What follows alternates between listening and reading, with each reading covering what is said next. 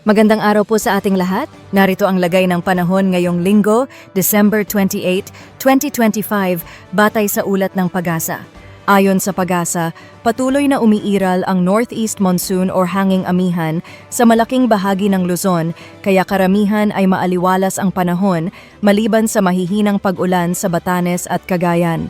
Samantala, dahil sa easterlies, mataas ang tsansa ng pag-ulan sa Eastern Visayas, lalo na sa Leyte at Southern Leyte, pati na rin sa Caraga region.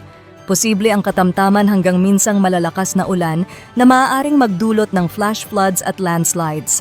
Sa nalalabing bahagi ng Visayas at Mindanao, asahan ang localized rain showers at thunderstorms, lalo na sa hapon hanggang gabi. Kondisyon ng karagatan? Wala nang nakataas na gale warning pero katamtaman hanggang maalong karagatan pa rin sa Northern Luzon. Sa ibang bahagi ng bansa, banayad hanggang katamtaman ang alon.